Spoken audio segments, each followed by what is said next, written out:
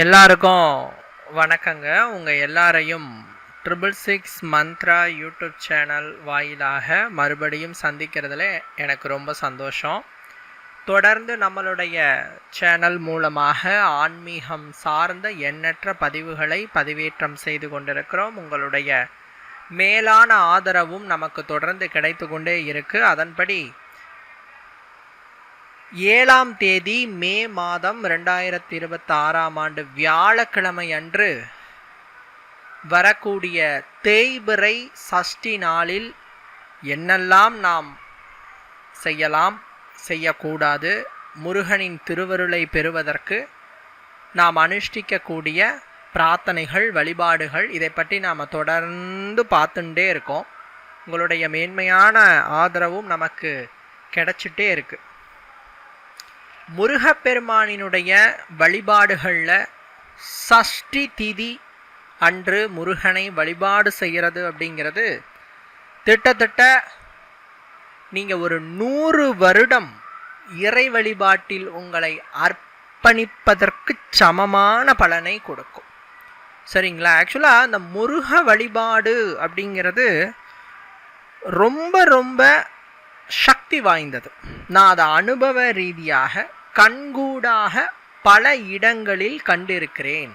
நிறைய பேருங்க முருக வழிபாடு செஞ்சதுக்கப்புறம் எனக்கு நல்ல முறையில் கல்யாணம் ஆகியிருக்கு, குழந்தை கிடச்சிருக்கு, அதே மாதிரி வீடு வாங்குகிற யோகம் கிடச்சிருக்கு, நிலம் வாங்குகிற யோகம் கிடச்சிருக்கு, அதே மாதிரி கல்வியில் சிறப்பாக இருக்குது, ஆரோக்கியம் நல்லா இருக்குது.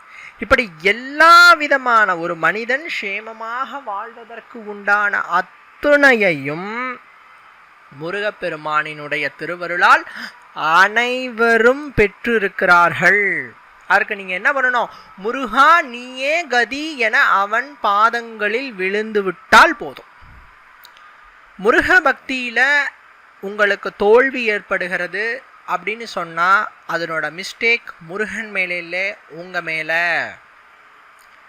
முருகனை நம்பினால் முருகன் கைவிட மாட்டான். அப்படி உங்களுக்கு சோதனை வருதுன்னா நீங்கள் முருகனை முழுமையாக நம்பலன்னு அர்த்தம்.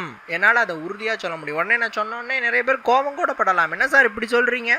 நானும் முருகன் கோயிலுக்கு 2 வேளை போகிறேன், நைவேத்தியம் படைக்கிறேன், பூஜை பண்ணுறேன், வீட்டில் வச்சு கும்பிட்றேன், மந்திரத்தை சொல்கிறேன். ஏன் சார் அப்படி சொல்கிறீங்க? இத்தனை பண்ணினாலும் உங்களுக்கு ஒரு சந்தேகம் ஏதேனும் ஒரு இடத்தில் இருந்தால் முருகன் என்னை காப்பாற்றுவானா என்ற சந்தேகம் ஒரு புள்ளி அளவுக்கு இருந்தால் கூட முருக அருள் உங்களுக்கு பரிபூரணமாக கிடைக்காது.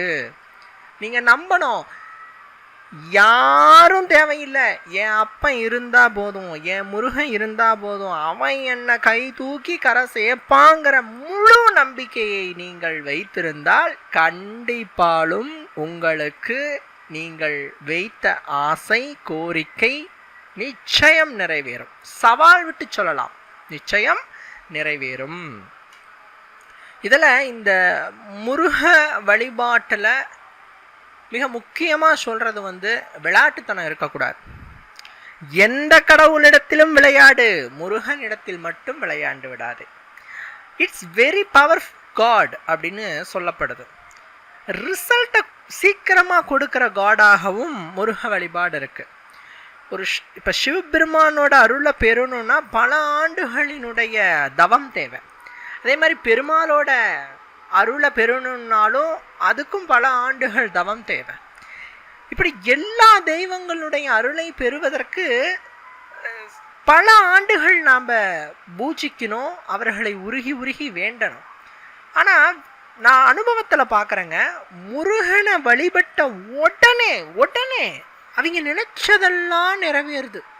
ஆனால் முருகன் மேலே நம்பிக்கை இல்லாமல் நிந்தனை செய்பவர்களுடைய வாழ்வும் கொஞ்சம் மோசமாக தான் போயிட்டுருக்கு. அதனால் முருகப்பெருமானை தயவு செய்து விளையாட்டாக நினைத்து வழிபாடு செய்ய வேண்டாம், பரிகாரம் செய்ய வேண்டாம், பூஜை செய்ய வேண்டாம். அவரை தீர்க்கமாக நம்பி அவர் வருவார், நமக்கு கை கொடுப்பார் என்று அவரை நீங்கள் சரணாகதி அடையும் போது அவர் உங்களை காப்பார். சரிங்களா? அப்படி முருக வழிபாட்டில் 3 வழிபாடு சிறப்பு வாய்ந்தது. ஒன்று செவ்வாய்க்கிழமை, வாரந்தோறும் வரக்கூடிய செவ்வாய்க்கிழமைகளில் முருகனை வழிபாடு செய்கிறது.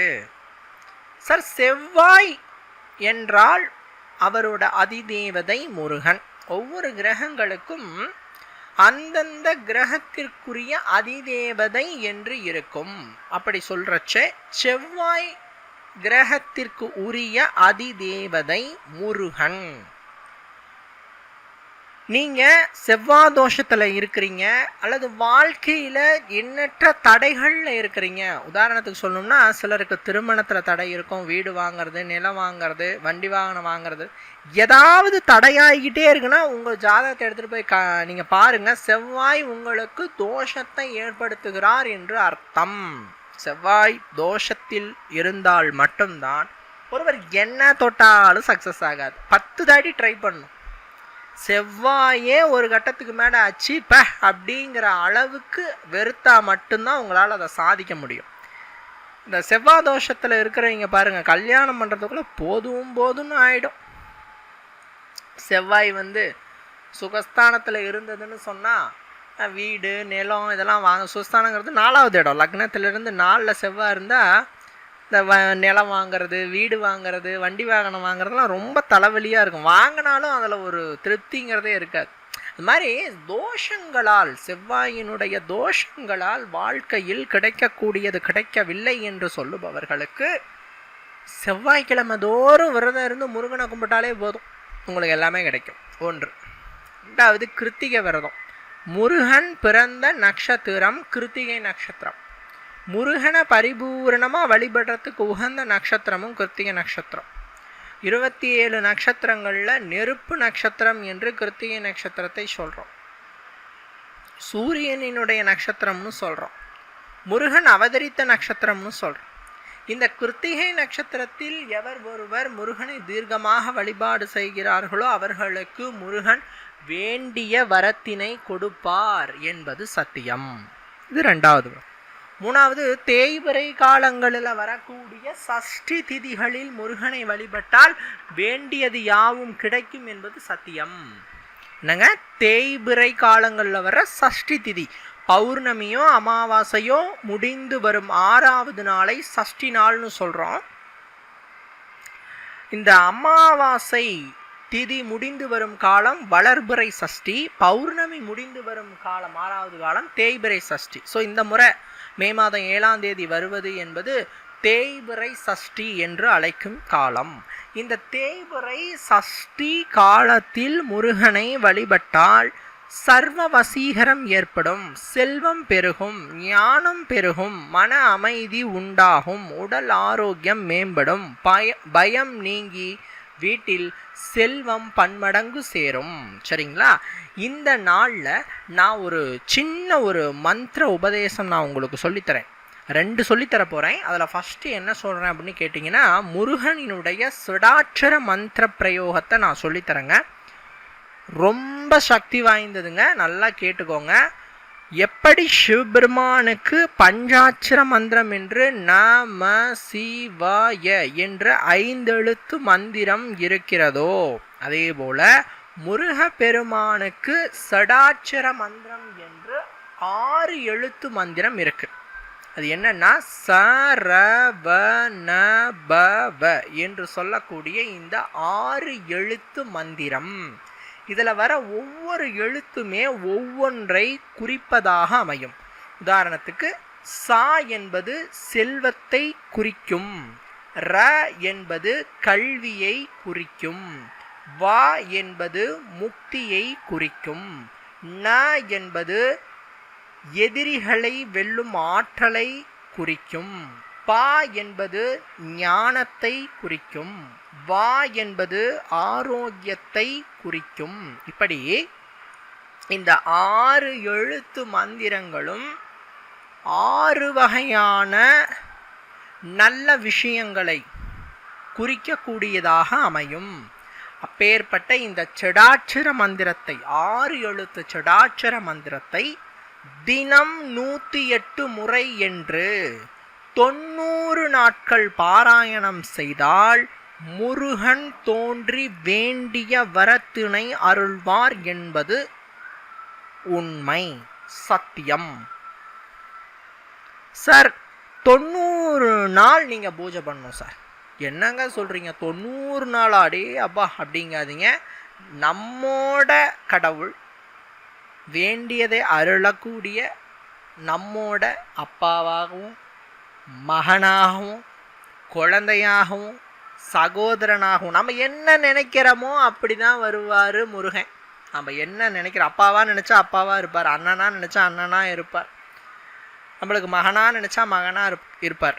ஸோ நீங்கள் என்ன நினச்சி வேண்டுமோ அதுவாகவே உங்களுக்கு அருள் கொடுக்கும் முருகனுக்காக வாழ்க்கையில் ஒரு 90 நாட்களை ஒதுக்க மாட்டீர்களா சார்? இந்த மந்திரத்தை சொல்கிற காலகட்டத்தில் பெண்கள் மட்டும் தீட்டு காலங்களில் 3 நாட்கள் 3லிருந்து 5 நாட்களுக்கு விளக்கு உண்டு.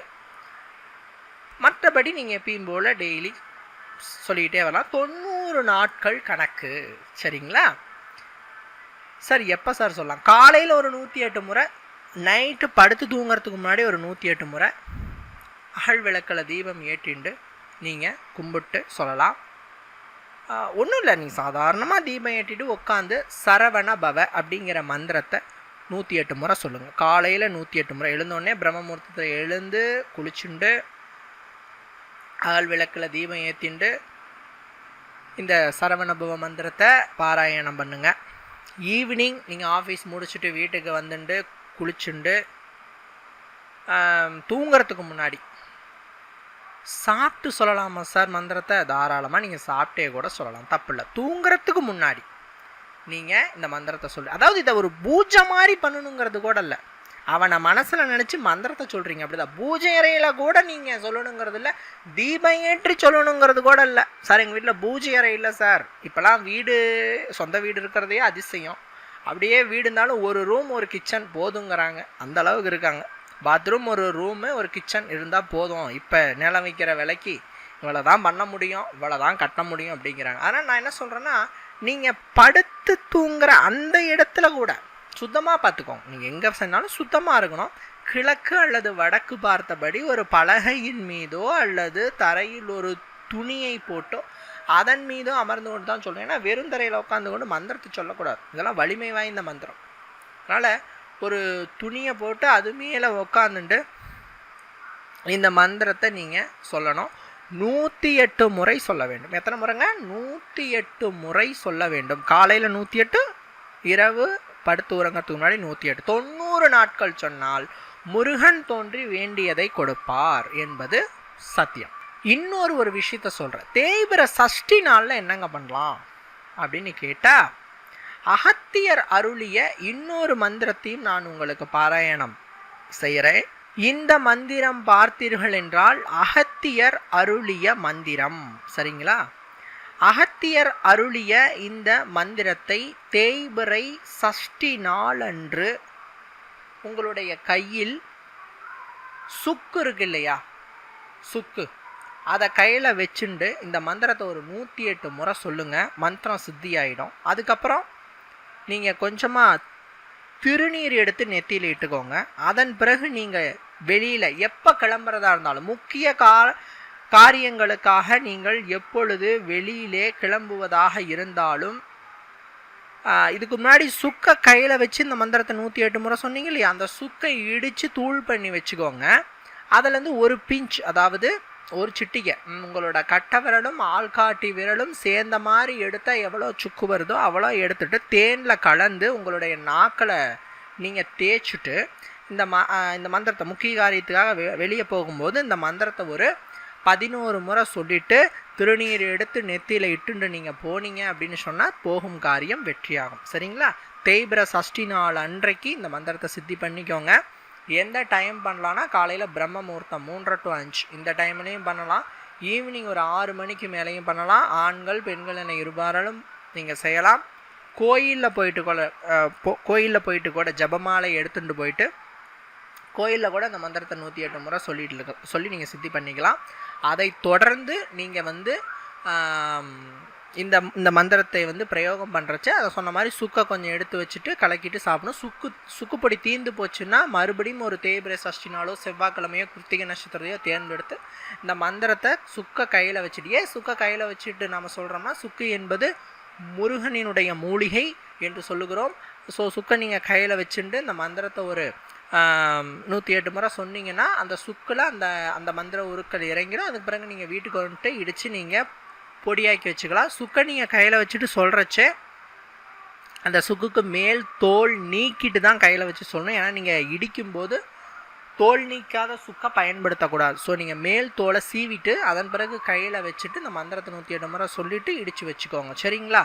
ஒரு 2 துண்டு 3 துண்டு உங்களோட கைக்கு எவ்வளோ அடக்கமாகுதோ அவ்வளோ தான். ஏன்னா ஒரு சிட்டிக்கு தான் எடுக்க போகிறோம். ஸோ ரொம்ப தேவைப்படாது. டெய்லிலாம் யூஸ் பண்ண வேண்டாம். ஏதாவது முக்கிய காரியத்துக்காக வெளியே போகும்போது அந்த சுக்கை தேனில் கலந்து நாக்கில் தடவிட்டு இந்த மந்திரத்தை ஒரு அதிகபட்சமாக 21 முறை 108 முறை கூட சொல்லலாம். மினிமமாக 11 முறை சொல்லிவிட்டு அதை பிறகு திருநீர் எடுத்து நெத்தியில் பூசிட்டு நீங்கள் முக்கிய காரியங்களுக்கு வெளியில் போகலாம். காரிய சக்தி ஏற்படும். இது வந்து அகத்தியர் சொன்ன மந்திரம். சரிங்களா?